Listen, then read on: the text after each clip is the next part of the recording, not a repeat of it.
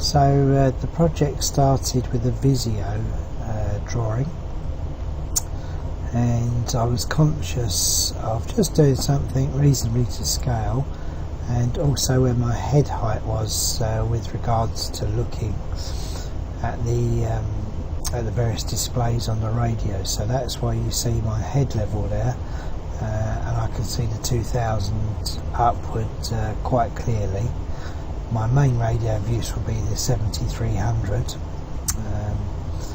and there's be some other mobiles sat lower down, just VHF repeaters and stuff, so stuff you don't really need to look at like you do on HF. So that was my starting point. So I took this to Home Depot and got them to rip the wood in 3 rows like this. We had a little piece of scrap off the bottom, and then I got them to rip up 2 at 60 inches long, and then the rest at whatever it was, I forget, probably 12 inches. These are measurements that were taken from the Visio as well on the scale. Okay, so after my visit to Home Depot, an 8x4 sheet looks like this.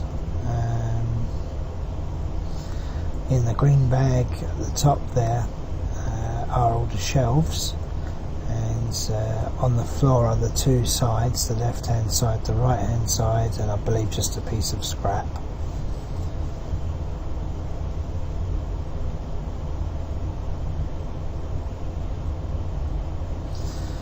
So one of the first tasks, I wanted to mark the holes, mark some crosses where I was going to drill some pilot holes. So what you see here is the board at the top with green tape along its perimeter, and it's actually on I think my hardwood floor, which is the lower part of the screen. So what my purpose was to mark where I was going to drill along that green tape, just right on the edge there. As you'll see in a moment, I changed my mind on the method of doing that.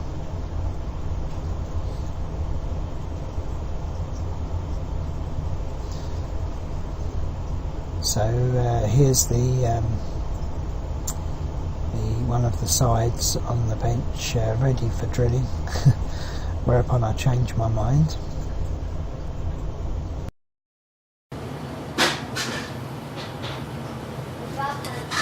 Okay, so I decided that drawing my marks on the edge of the green bit here was too close to the centre, so just to make it easy I drew a line along the edge like this with a pen, just the width of the ruler, and then I'm joining the marks that I already measured from before with the ruler, and I'm drawing across the actual, making a little cross on the lines that I've made this way, so that I know where to drill pilot holes in a minute for the screws. So I'm just doing that for each shelf. It's really not difficult to do, it's just a case of lining up with the measurements that I already put in before, drawing a line or a little cross across the new lines that run down. Once I've done that with this sheet, I'm going to drill some pilot holes through, then I'm going to place the other sheet underneath. First drill these pilot holes through, then I'll place the other sheet underneath the opposite way around, so it's symmetrical to this, and I'll draw another set of holes. Again, what I haven't done, perhaps I should have done just now, is put a strip of green down the middle here, and drops another pilot hole. In fact, I'll do that in a moment, so I kind of stuffed up on that, I've only just thought of that.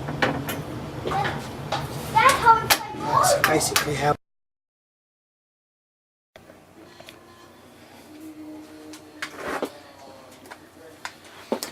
Okay, so now I'm just going to run down and create some pilot holes with, well, it's probably a 1mm drill, just because I want more accuracy on the next drill through. Okay, so we're just going to go straight down. Obviously we're off of the side of the bench, so I'm not going to drill into the bench.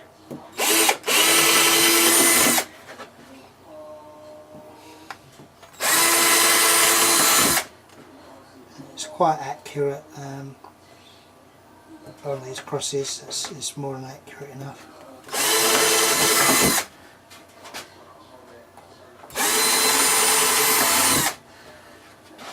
Etc.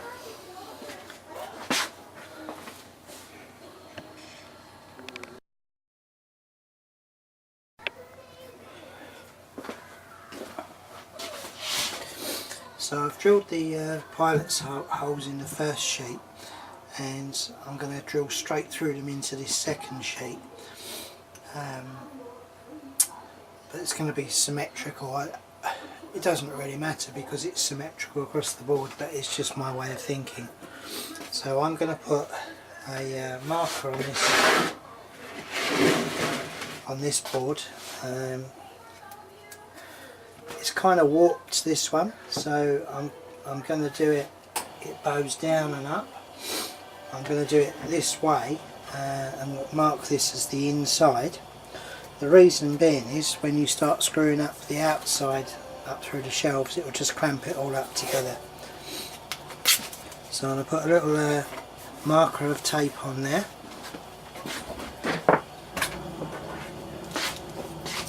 I'm going to put an arrow up, and I call it inside. I'm going to slide it underneath this other sheet here.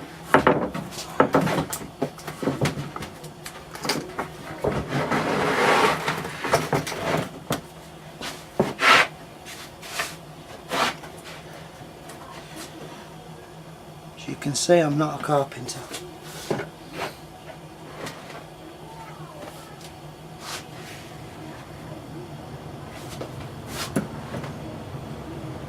Okay, so that's sitting square on the sheet below. It's bowed a little bit, so I'm going to press down on it in a minute. So we mark the other one the inside. So this one is an up arrow, and it's the outside. So if we say this is outside, outside left. Right, now all I'm going to do now is where we spotted the holes before, we're just going to spot slightly the board below. Then I'm going to take this off, and then we can drill those through properly. It's just to get the markings, really. Maybe you could stick the lead of a pencil in or something. So here we go.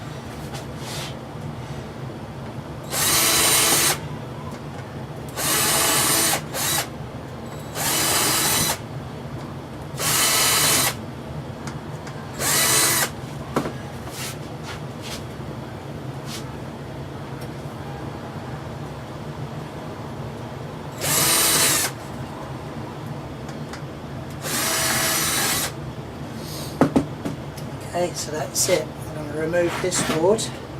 Just have a quick visual on this board to see that all the holes, I've got rows of 3 holes. I didn't miss any, I don't think I did. I went along methodically up and down. Yep, she looks good. So the next step is to just pop these holes right through, which I do off the edge of the bench here, so that I don't drill into the bench.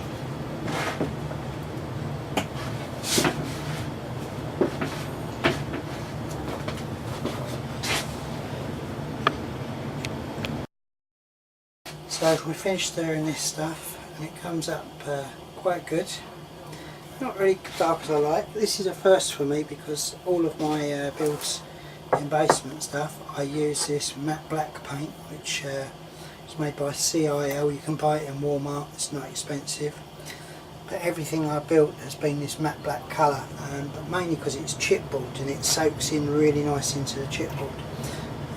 One coat to soak in, second coat to give it a reasonable finish. But I'm determined not to do that this time. I've watched lots of YouTubes on different cabinetry and stuff, and they always use stainers. Not necessarily a stainer with polyurethane in it, but that's what we're going to use. So, like it says on there, do a sample. So I'll just use, I've got probably 15 shelves cut and I only need 13. So we'll just knock out a sample on there just to see what it comes up like.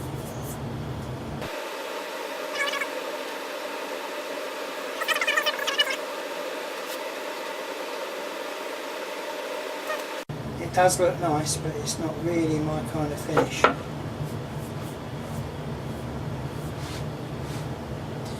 At this point I'm wondering if I do the matte black thing or I go out and buy a much darker shade, because this is this is too light for what I'm expecting. I'm expecting something more dark. You know what? I've got some stainer here. I'm going to grab the stainer I've got. We'll bin this again. These are just throwaway brushes. These are like less than $1 each. I'll get some stainer and we'll do a comparison down that section that's not painted there. Yeah, I'm really not over enamoured with that. It's too light, way too light for what I want. Okay, so here we are. We're about 5 minutes later. It's actually drying off quite nicely, but it's too light for what I want.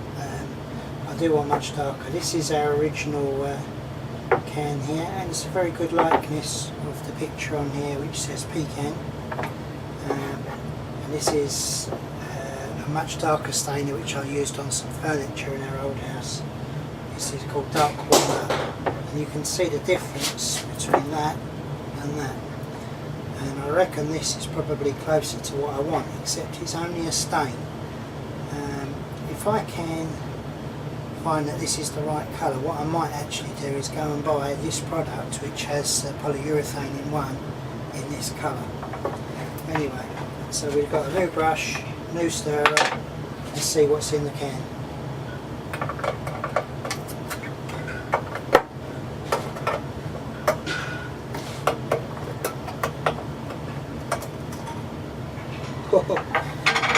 Already way darker. Yeah, it's not gloopy at all like that product was. Just this little stir here is good enough, and you should do this because it actually puts bubbles into it.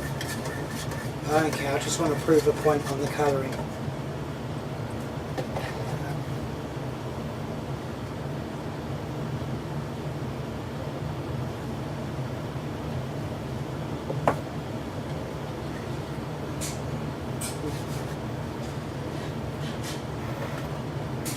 I've already spattered over my wood there. This stuff goes everywhere.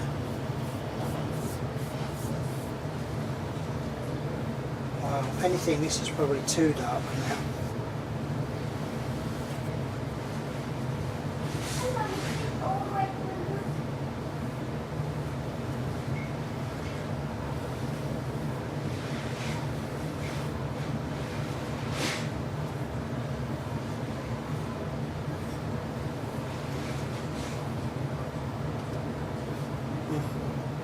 Yeah, it's even spattered onto there.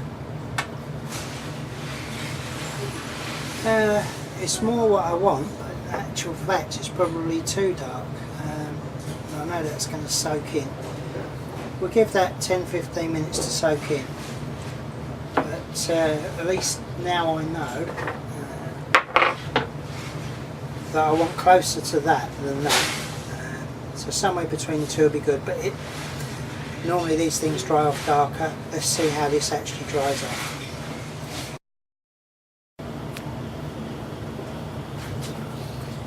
So it's been about 20 minutes, 30 minutes. It's a bit of a tough decision to make, because I actually like the way this is drying off. This area is still wet, but this is drying off. But I actually like the polyurethane finish of this. So I'm really kind of torn whether I just get on and use this, which I've already got, or whether I go and buy some in the same colour but with the polyurethane finish. So I'm going to go and have a bit of dinner and dilemma over that.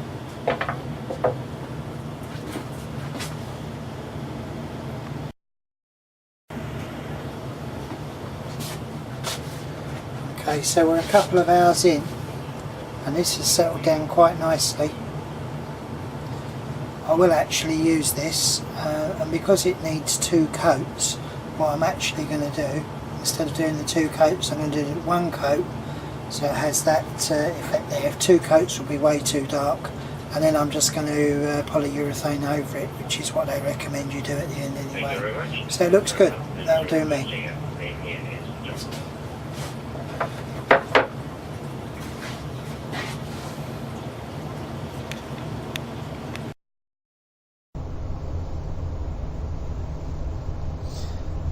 So here are some partly stained shelves on the floor and the sides on the bench there. Using this stuff, it really spatters everywhere, so you had to be really careful that it had ample coverage either side of it, because it just spits basically everywhere. You can't be whipping the brush backwards and forwards, it's not a fast job.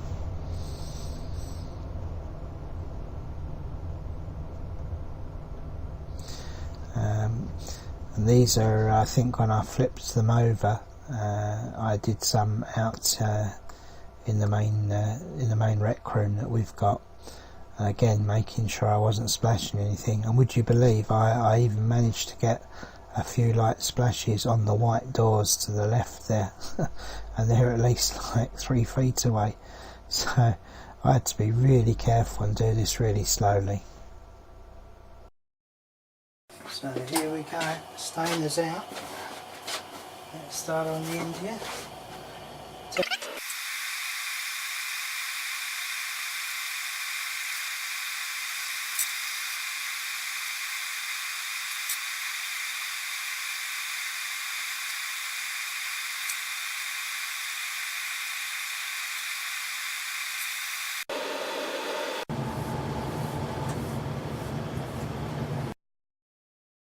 So here we are on the and I've stained the shelves and also lacquered them. I just haven't done these side pieces. You're not going to see them, you will see the fronts and the backs, which are done. The long upright at that end is the bottom and this end is the top. You can see I've stuck some shelves in and just loosely screwed them, so there's a little bit of flexibility, because if I screw them up tight they're very rigid, and we won't be able to move this top end when we lay the other side on it to line it up with the holes. So that's the plan. I've just got probably, I don't know, another 10 shelves to put in. So all the way down there are these small holes already there, and I countersink them out. Here's the drill that's on charge, and there is a little countersink piece which is not there at the moment. Where is the countersink piece?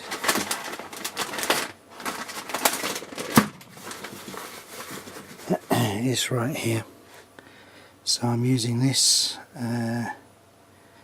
countersink piece, which we can't see very clearly. Why can we not see that? So that spins and just creates a little bit of a countersink top in the top.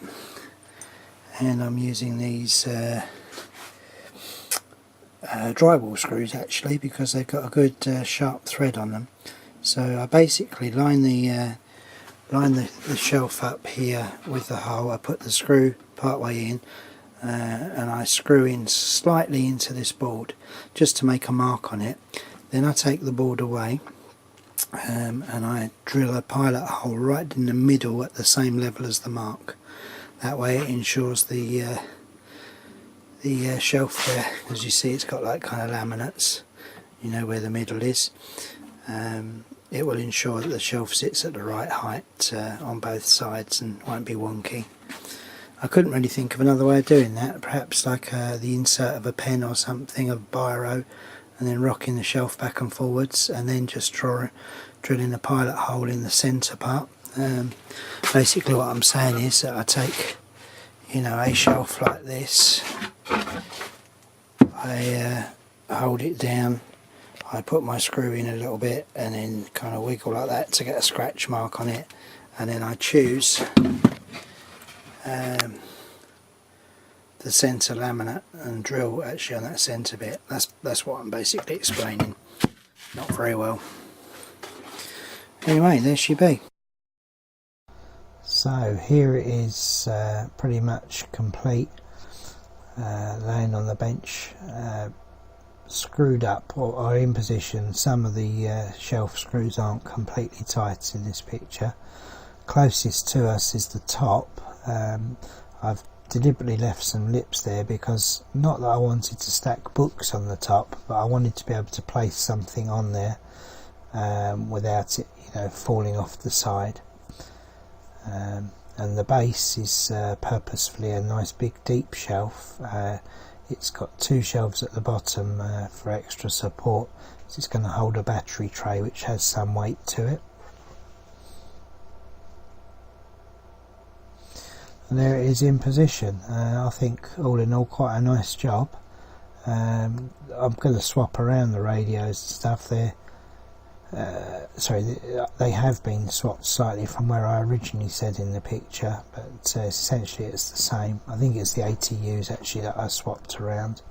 But pretty good, and I'm sure it will evolve as well as time goes on. There's another shot there, just zoomed in a little bit, and you can see from the seat there everything's at a comfortable height. Thanks for watching VA3 SII. Bye.